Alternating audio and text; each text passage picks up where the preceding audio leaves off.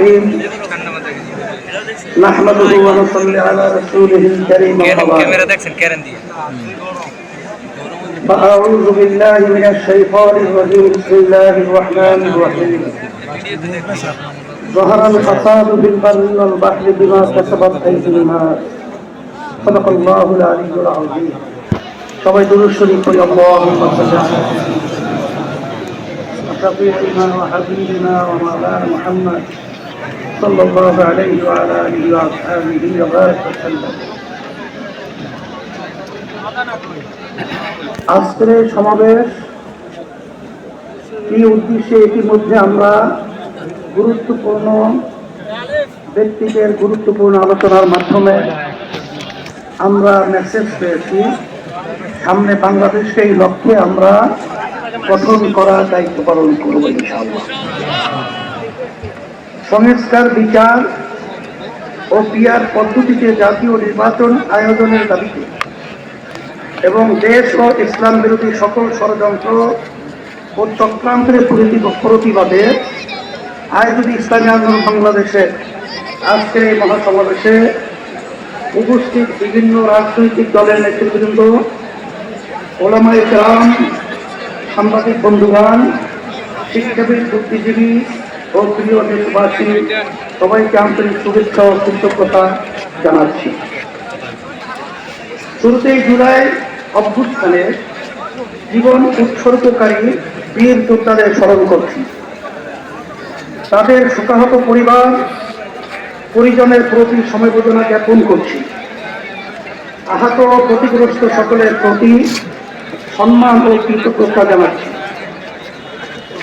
1957 সাল থেকে শুরু করে 1947 ও 1971 সকল যোদ্ধাদের প্রতি শ্রদ্ধা ও সম্মান প্রদর্শন করছি।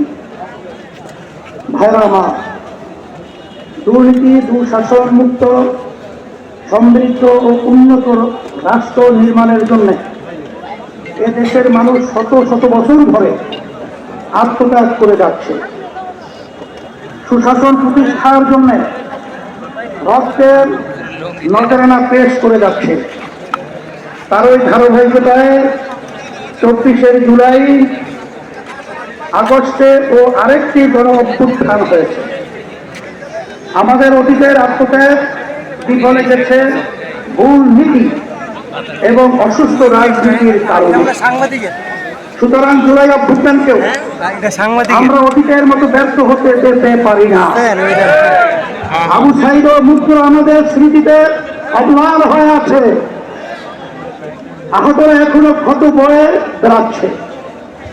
তাই প্রয়োজনে রাষ্ট্র সংস্কার এখনই করতে হবে।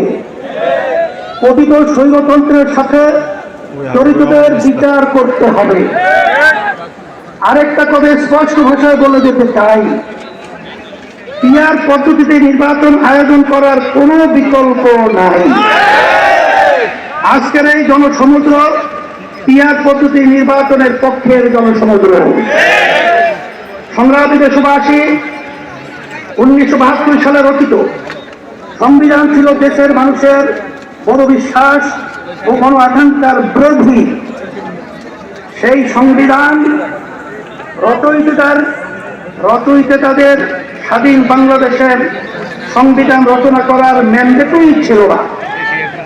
তারা ভিন দেশের সংবিধান অনুসরণ করেছিলেন, ফলে যা হওয়ার তাই হয়েছে। কোন ক্ষেত্রেই কাঙ্ক্ষিত সমৃদ্ধ ও উন্নতি হয় নাই। রাজনৈতিক সংস্কৃতি কলুষিত হয়েছে। সবচেয়ে ভয়াবহ ব্যাপার হলো সংবিধান মেনেই স্বৈরাচার তৈরি হয়েছে। এজন্যই আমরা সংস্কারের প্রশ্নে অটল, অবিচল ও আপোষহীন অবস্থান নিয়েছি। ভাইরা আমার, জুলাই অভ্যুত্থানের প্রধান লক্ষ্য ছিল দেশকে স্বৈরাচারের হাত থেকে রক্ষা করা, 54 বছরের জমা হওয়া জঞ্জাল দূর করা। অভ্যুত্থানের পরে সংস্কার কমিশন গঠন করা হয়েছে। আমরা মতামত দিয়েছি। এখন সংস্কার নিয়ে দ্বিতীয় দফা আলোচনা চলছে। আমরা লক্ষ্য করছি মৌলিক সংস্কারে কেউ কেউ দড়ি মসি করছেন। এটা জুলাইয়ের সাথে বিশ্বাসঘাতকতা। শরীয়তের তৈরি রাষ্ট্র ক্ষমা রাখা যাবে না। সংস্কার না করে নির্বাচন আয়োজন করে দেশকে আবারও আগের অবস্থায় নিয়ে যাওয়া যাবে না। রাষ্ট্রের দুর্নীতি সহ সংসদের উভয় পক্ষে পিয়ার পদ্ধতি নির্বাচনের মতো বিষয় ঐক্যমত্য না হলে কোন ভোটের আয়োজন করতে হবে। ভাইয়া আমার, কথিত ফ্যাসিস্ট জুলুমের রাষ্ট্র তৈরি করেছিল, হাজার হাজার মানুষকে খুন করেছে, বিলিয়ন বিলিয়ন টাকা দেশ থেকে চুরি করে নিয়ে গেছে, লাখো মানুষকে কারাবন্দী করেছে, চাঁদাবাজি করে মানুষের জীবন অতিষ্ঠ করেছে, আর 24শে জুলাই তো প্রকাশ্যে গণহত্যা করেছে। বলে তাদের কোনো ক্ষমা নাই। যারা সরাসরি ফৌজদারি অপরাধের সাথে জড়িত ছিল তাদের বিচার করতে হবে। যারা অপরাধের সহায়তা করেছে তাদেরও বিচার করতে হবে। বিচারের ক্ষেত্রে কিছুটা অগ্রগতি হলেও অতীত সরকারের অধিকাংশ মন্ত্রী, এমপি এবং নেতারা এখনো জেলের বাইরে। অনেকেই দেশের বাইরে থেকে উস্কানি দিয়ে যাচ্ছে। আজকের এই মহাসমাবেশ থেকে ঘোষণা করছি, অবিলম্বে ফ্যাসিবাদীর সাথে জড়িত সকলকে শাস্তির আওতায় আনতে হবে। আরেকটা কথা বলি, সুপ্রিম কোর্টে বিচারপতি নিয়োগ দিয়ে অতীতের মতোই বাতাসে নানা রকম কথা ভাসছে। আমরা আমাদের চোখ কান খোলা রেখেছি। যোগ্যদের বাদ দিয়ে যদি তথাকথিত শপথবদ্ধ রাজনীতিবিদদের নিয়োগ দেওয়া হয়, তা কারোই বা কারো জন্যই সুকুমার হবে না। প্রিয় দেশবাসী, দেশের সকল মানুষের ভোটের দাম সমান। কারো ভোট যাতে অবমূল্যায়ন না হয় সেই ব্যবস্থা করতে হবে। তাই আগামী নির্বাচন সংসদের উভয় পক্ষে অবশ্যই পিয়ার পদ্ধতিতে নির্বাচন দিতে হবে। যে যা যত শতাংশ ভোট পাবে সংসদে তাদের সেই অনুপাতে আসন থাকবে। এই পদ্ধতিতে রাষ্ট্র পরিচালনায় সকলের মতের প্রতিফলন ঘটবে। কোন দল জালেম হওয়ার সুযোগ পাবে না। এটা দিল্লির দাবি, এটা এখন জনগণের দাবি, দেশের অধিকাংশ রাজনৈতিক দলের দাবি, সকল ধর্মের মানুষের দাবি। আজকের এই মঞ্চ এটা আবারও প্রমাণ করেছে। ভাইয়েরা আমার, আমরা বারবার রক্ত দিয়েছি কিন্তু সফলতা পাই নাই, কারণ আমরা প্রতিবারের নেতা ও নীতি বাছাই করতে ভুল করেছি। আমরা 54 বছরে অনেক দলকে দেশ শাসন করতে দেখেছি, কিন্তু ইসলামকে এখনো ক্ষমতায় নিতে পারি নাই। এবার ইসলাম পন্থীদের ঐক্যের ব্যাপারে গণপ্রত্যাশা তৈরি হয়েছে। আমি শুরু থেকে ইসলাম পন্থী সকল ভোট এক বাক্সে আনার কথা বলে আসছি।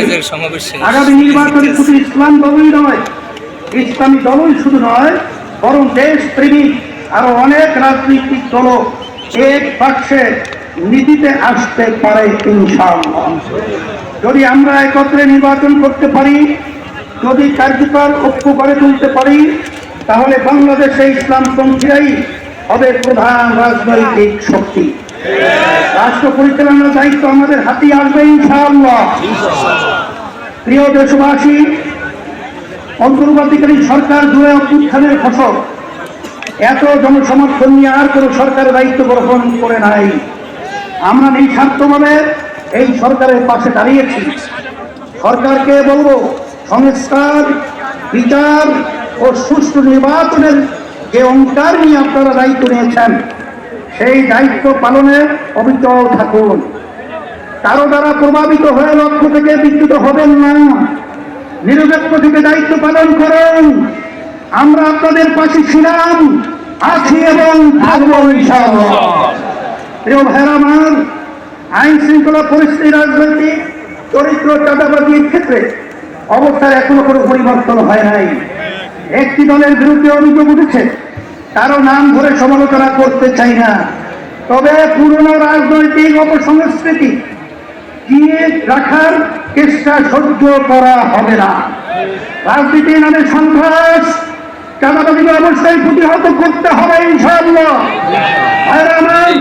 আমাদের প্রধান লক্ষ্য হবে মানুষের জীবনের নিরাপত্তা নিশ্চিত করার এবং মানুষের জীবন মান উন্নত করা, ভবিষ্যৎ প্রজন্মের জন্য নিরাপদ দেশ গড়ে তোলা, মানুষের বিশ্বাস ও চিন্তার স্বাধীনতা নিশ্চিত করা।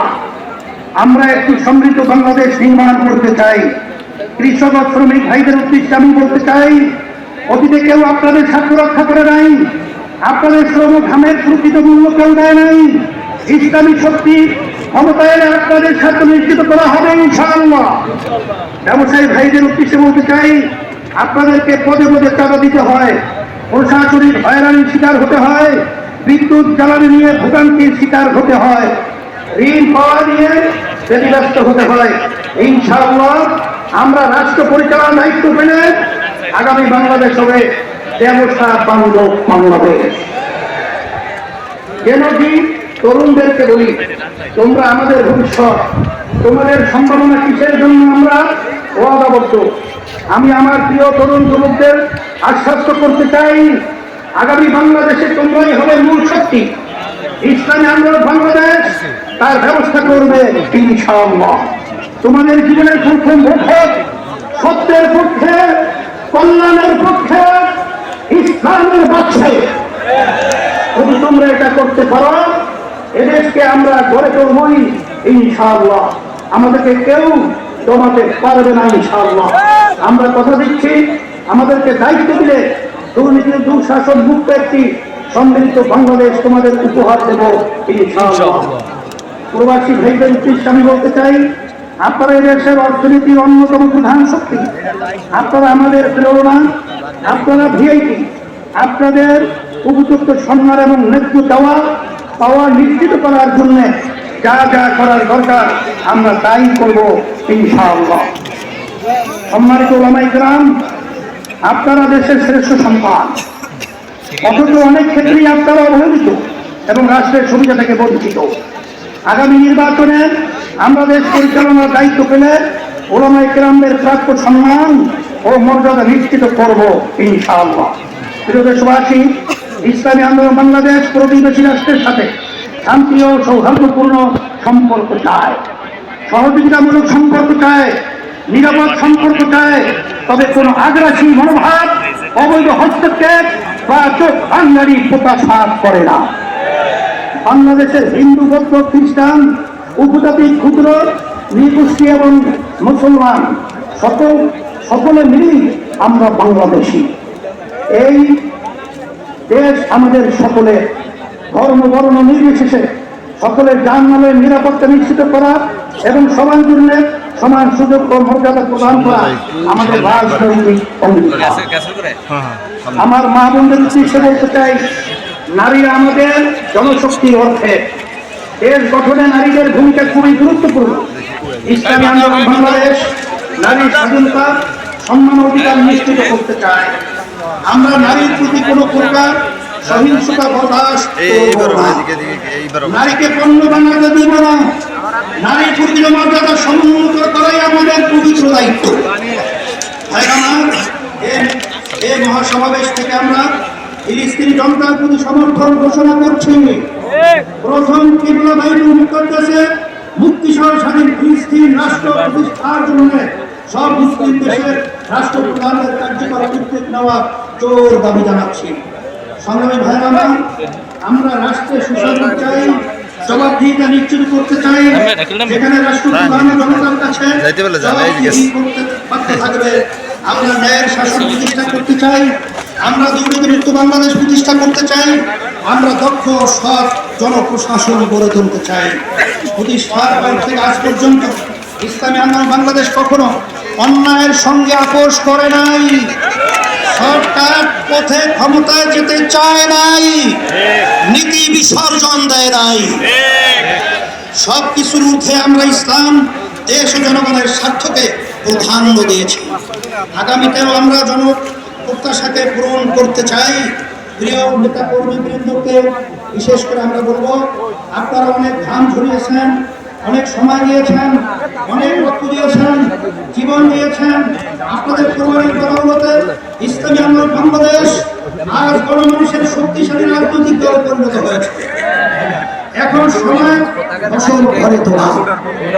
সুতরাং মহাসমাবেশ কমিটিগুলোকে আরো সক্রিয় করুন, গ্রাম মহল্লা ভোট কেন্দ্র ভিত্তিক কমিটি গঠন করুন, সকল ভোটারের কাছে গিয়ে দাওয়াত দিন, তাদের সামনে ইসলামের সৌন্দর্য শ্রেষ্ঠত্ব তুলে ধরুন, সকল ধর্ম মত ও মাসলাকের সাথে সম্পর্ক উন্নয়ন করুন, সকল পেশাজীবীদের সাথে সম্পর্ক ঘনিষ্ঠ করুন।